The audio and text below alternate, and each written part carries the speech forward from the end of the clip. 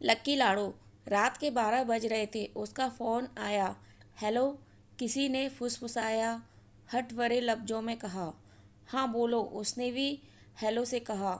सब तैयारी हो गई क्या? सुबह 4 बजे की बस है। मैंने अपने कपड़ों का बैग तो पैक कर लिया है, पैसे और गहने लेने हैं, अपने सब डॉक्यूमेंट भी लेना है। हो सकता है दोनों को नौकरी करनी पड़े, नया घर संसार जो बसाना है।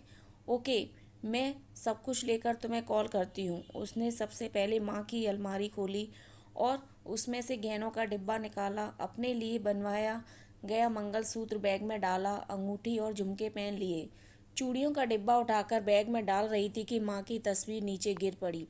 उसे याद आया, माँ की बरसों की इच्छा थी सोने का चूड़ा पहनने की, मगर जब पापा का एरियर मिला था तो जो चूड़ा बनवाया गया वो माँ ने ये कहकर उसके लिए संभाल कर रख दिया था कि जब बिट्टू इंजीनियरिंग करके नौकरी लग जाएगी खूब सारे बनवा लूँगी। अभी तो तेरी शादी के लिए रख लेती हूँ। मेरी लाड़ो कितनी सुंदर लगेगी। उसने तस्वीर वापस अलमारी में रखी और चूड़ा बैग में रख लिया। अब बारी थी नकदी की। घर में 75,000 पड़े थे। पापा कल ही बैंक से एजुकेशन लोन लेकर आए थे। बिट्टू का आईआईटी का दूसरा साल चल रहा था। घर के रुपए पैसे का हिसाब और चाबी उसी के पास रहती थी। पापा हमेशा कहते हैं, जब ये पैदा हुई उससे पहले मैं स्टेशन पर कुली का काम करता था। जैसे ही ये पैदा हुई मेरी सरकारी नौकरी लग गई। यही मेरे भाग्य की देवी है, मेरी लाड़ो बेटी।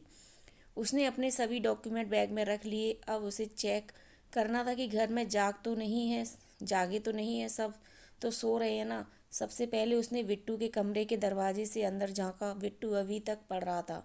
उसकी खाने की थाली वैसी ही ढकी पड़ी थी जैसी वो रख कर आई थी। अगले कमरे में झांका, माँ गहरी नींद सोई थी दवा लेकर। माँ हमेशा कहती है इस दवा में कोई गड़बड़ है जो नींद बहुत आती है।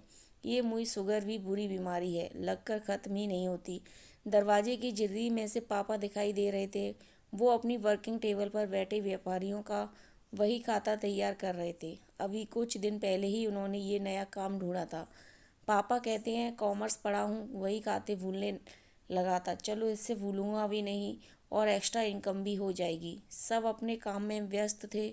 वो अपने कमरे में आई और उसने फ़ोन लगाया। ये सब रास्ते साफ हैं, सब अपने काम में लगे हैं। मैं चुपचाप घर से बाहर निकालूंगी निकलूंगी उससे पहले फ़ोन करके बता दूंगी। अच्छा, तुमने गहने और पैसे ले लिए ना? हाँ ले लिए। तुम बार बार गहनों और पैसों का क्यों पूछ रहे हो?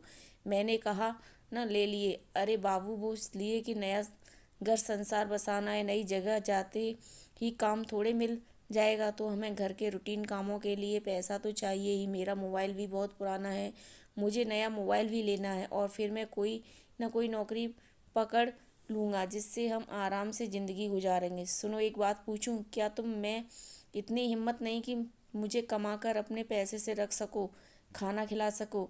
ऐसी बात नहीं बाबू, तुम बिन रहा नहीं जाता और हम जाते ही मंदिर में शादी कर लेंगे और काम मिलेगा तो आराम से जिएंगे ना।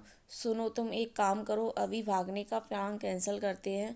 पहले तुम काम करो और इतना पैसा कमा कर इकट्ठे कर लो कि 2 महीने तक काम न भी मिले तो हमें भूखों मरने की नौबत ना आए। जैसे ही तुम पैसा इकट्ठा कर लोगे हम भाग चलेंगे। तब तक इंतज़ार करो। 2 महीने तक न कर पाए तो मुझे भूल जाना।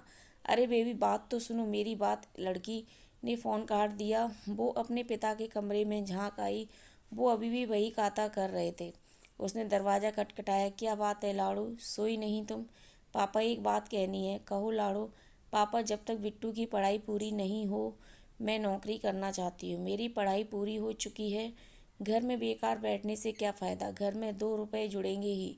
उसकी बात सुनकर पापा ने लाड़ो के सरपटने से हाथ फिरा दिया। पापा बेटी दोनों की आंखें नम थीं।